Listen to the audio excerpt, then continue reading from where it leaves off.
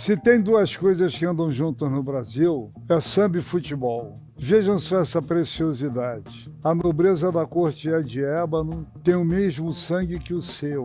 Ergue o punho e exige igualdade, traz de volta o que a história escondeu. Foi-se o açoite e a chibata sucumbiu, e você não reconhece o que o negro construiu. E o meu povo ainda chora pelas balas de fuzil.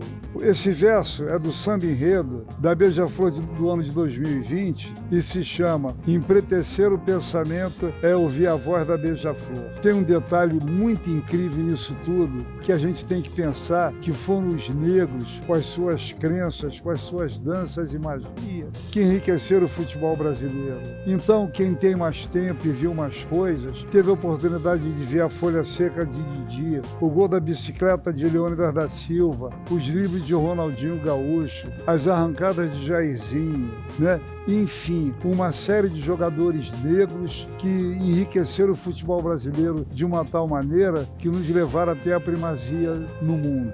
E foi justamente em cima de um negro com essas características que um representante do Real Madrid, há uns 5, 6 anos atrás, chegou no Rio de Janeiro e ofereceu 164 milhões de reais por um jogador que estava começando a aparecer no futebol profissional. O nome dele, Vinícius Júnior. E Vinícius Júnior esperou completar a maioridade, fez seus 18 anos e foi-se embora para o Real Madrid. O início foi difícil. O garoto teve dificuldade de adaptação e, como qualquer garoto novo, enfrentou dificuldades. Passou a jogar no time B do Real Madrid e andou jogando alguns jogos da segunda divisão e tudo. Mas, enfim, acabou aparecendo o técnico italiano Carlo Ancelotti, que quando assumiu o comando do time, aí falou, vou botar você para jogar. E lá foi ele jogar pelo lado esquerdo. E aí, meu amigo, aí sai da frente dele, porque ele começou a driblar, a driblar, a driblar. Eu, quando penso que os negros driblam desse jeito,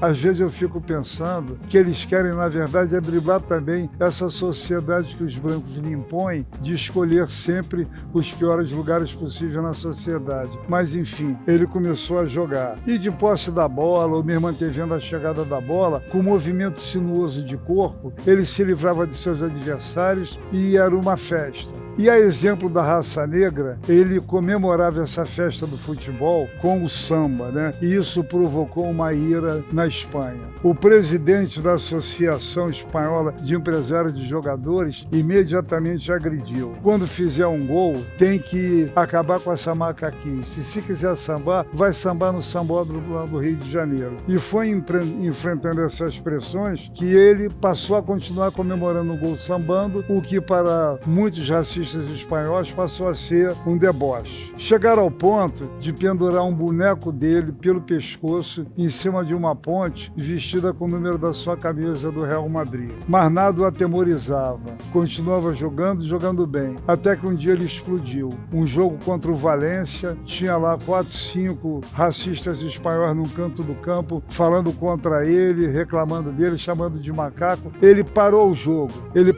Saiu do campo, foi lá e apontou para quem estava chamando ele de racista. Conclusão, o juiz o expulsou de campo.